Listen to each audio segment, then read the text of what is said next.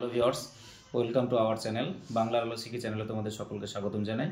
আবারও তোমাদের সামনে নিয়ে হাজির হয়েছি আসন্ন 2025-এর উচ্চ মাধ্যমিক বাংলা সাজেশন নিয়ে, লাস্ট মিনিট সাজেশন। আজকে তোমাদের সামনে নিয়ে এসেছি নাটক এবং রচনা সম্পর্কে।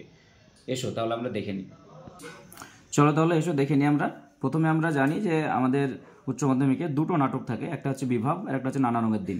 এই দুটোর মধ্যে যে কোনো একটা পাঠ্য করলেই হয়, পড়লেই হয়। তবে আমরা দুটো থেকে দিয়ে রেখেছি, যার যেটা সুবিধা মনে হবে সেটা করবে। দেখবে প্রথমে দিয়েছি আমরা বিভাব নাটক থেকে, কোথাও জীবনের খোরাক হাসির খোরাক নেই, বক্তাকে কোথাও জীবনের খোরাক হাসির খোরাক নেই বলে বক্তা মনে করেছেন কেন? এই প্রশ্নটা এবছরের জন্য 2025-এর জন্য খুবই গুরুত্বপূর্ণ। তোমরা এই প্রশ্নটা খুবই গুরুত্বপূর্ণ সহকারে দেখবে, খুবই ইম্পর্টেন্ট এই প্রশ্নটা এবছরের জন্য। এরপরে বিভাব নাটকের নাট্যরীতির যে নতুনত্ব প্রকাশ পেয়েছে তা আলোচনা করো। এটাই ঘুরিয়ে অথবা দিয়ে আসতে পারে বিভাব কথার অর্থ কী, এর নামকরণ কতখানি তাৎপর্যপূর্ণ। এটা এই নাটকের প্রশ্ন আরেকটা অথবা দিয়ে এরকম আসতে পারে যে এর নাম হওয়া উচিত ছিল অভাব নাটক। এই নাটকের অভাবের চিত্রটি কীভাবে ফুটে আসে তার লেখো। এই তিনটে প্রশ্নই একটা অ্যান্সার হবে একটু ঘুরিয়ে। এই প্রশ্নটা ইম্পর্টেন্স এই বছরের জন্য, তোমরা দেখে রেখো এই প্রশ্নটা। এর পরের প্রশ্ন, এই ঘরের মধ্যে জীবনকে উপলব্ধি করা যাবে না। জীবনকে উপলব্ধি করার জন্য বক্তা কি করেছিলেন, শেষে তার কীরূপ পরিণতি বা অভিজ্ঞতা হয়েছিল। এই প্রশ্নটা খুবই গুরুত্বপূর্ণ এবছরের জন্য, খুবই ইম্পর্টেন্ট এই প্রশ্নটা। আর এই একের প্রশ্নটা, এই দুটো অবশ্যই দেখে যাবে, এটা এক্সট্রা হিসেবে দেখে যাবে। দেখো তারপরে আমরা আর একবার মারাঠি তামাশায় দেখেছিলাম। মারাঠি তামাশায় কি দেখেছিল, বক্তা কোন প্রসঙ্গে মারাঠি তামাশার কথা বলেছেন। এখানে মারাঠি তামাশায় আসতে পারে কিংবা উড়োদেশের যাত্রায় আসতে পারে, এই প্রসঙ্গে একটা প্রশ্ন আসতে পারে। এবছর এটা খুবই ইম্পর্টেন্ট, এটাও দেখেছো। দেখো এছাড়াও এক্সট্রা দিয়ে রেখেছি অনেক ভেবে চিন্তে আমরা একটা প্যাচ বের করেছি। প্যাচ কি, এই প্যাচ বের করার বুদ্ধি কি করে এসেছিল দৃষ্টান্ত সহ আলোচনা করো। এই প্রশ্নটা খুবই গুরুত্বপূর্ণ সহকারে তোমরা পড়ে যাবে। এই টোটাল 4টে প্রশ্ন পড়লে আমরা আশা করি পেয়ে যাব। এরপরে আমরা দেখব বিভাব নাটকের পরে নানা রঙের দিন। এই নানা রঙের দিনে খুবই অল্প প্রশ্ন দিয়েছি। দেখো নানা রঙের দিন সম্পর্কে আমরা কয়েকটা অল্প প্রশ্ন দিয়েছি।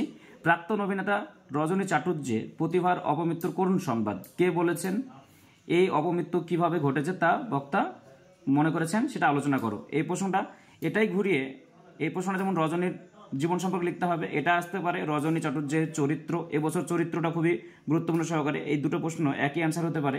আরেকটা আমাদের দিন ফুরিয়েছে উক্তিকার, বক্তার এই উপলব্ধির কারণ কি, এটাও রজনীর জীবনী সম্পর্কে লিখতে হবে। আমরা এই তিনটে প্রশ্নকেই একটু ঘুরিয়ে লিখলে একটাই অ্যান্সার হবে। তার মধ্যে রজনীর চরিত্রটা খুবই গুরুত্বপূর্ণ সহকারে দেখবে, এইটাও। তারপরে দেখো 2 নম্বর প্রশ্ন যেটা দিয়েছি, শিল্পকে যে মানুষ ভালোবেসেছে তার বার্ধক্য নেই কালীনাথ। নাটক অবলম্বনে বা এই নানা রঙের দিন নাটক অবলম্বনে এই মন্তব্যটির তাৎপর্য লেখো। এই প্রশ্নটা তোমরা দেখে যাবে। তারপরে 3 নম্বর প্রশ্ন, নানা রঙের দিন নাটকের নামকরণের সার্থকতা বা একাঙ্ক নাটক হিসাবে নানা রঙের দিন নাটকটি কতটা সার্থক। এই প্রশ্নটা এক্সট্রা হিসেবে তোমরা দেখে যাও। তবে এই দুটো প্রশ্ন খুবই গুরুত্বপূর্ণ সহকারে দেখবে। এরপরে আমরা রচনাতে চলে আসবো। দেখি রচনা মানস মানচিত্র অনুসারে আমরা যে কটা দিয়ে রেখেছি খুবই অল্প দিয়েছি এই লাস্ট মিনিট সাজেশনে। এগুলো দেখে অবশ্যই যেতে হবে। এগুলো বাদও অনেকেই এছাড়াও অনেক করবে, সেগুলো তোমরা দেখেছো। দেখো প্রথম দিয়েছি আমরা বিশ্ব উষ্ণায়ন। বিজ্ঞান সম্পর্কে একটা আসেই প্রত্যেক বছর, যেহেতু মাধ্যমিকে আসেনি বিশ্ব উষ্ণায়নটা, এই বছর আসার খুবই সম্ভাবনা উচ্চ মাধ্যমিকের ক্ষেত্রে, তাই এই বিশ্ব উষ্ণায়নটা খুবই গুরুত্বপূর্ণ সহকারে দেখবে। বাংলার উৎসব, মানস মানচিত্র অনুসারে বাংলার উৎসব, অথবা এটা দেখতে পারো বাংলার ঋতু বা বাংলার 6 ঋতু, এটা সম্পর্কে। এছাড়াও অরণ্য সংরক্ষণ বা বৃক্ষরোপণ ও বন সংরক্ষণ, এটা। আর 4 নম্বর আমরা দিয়ে রেখেছি T20 বিশ্বকাপ 2024। প্রত্যেক বছরই সাম্প্রদায়িক ঘটনাবলী সম্পর্কে আসে, এটাও একবার দেখে যাও তোমরা।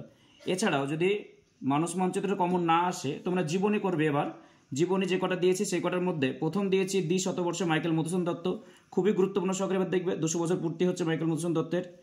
তারপরে শতবর্ষে সলিল চৌধুরী, এটাও খুবই গুরুত্বপূর্ণ সহকারে দেখবে। শতবর্ষে নীরেন্দ্রনাথ চক্রবর্তী, এটাও দেখবে খুব গুরুত্বপূর্ণ সহকারে। এছাড়াও তোমরা যদি আরও দেখতে চাও তাহলে 125 বর্ষে নজরুল ইসলাম বা 125 বর্ষে এবার হচ্ছে জীবনানন্দ দাশ, এই দুটো। আর এছাড়া এক্সট্রা দিয়ে রেখেছি শতবর্ষে ঋত্বিক ঘটক।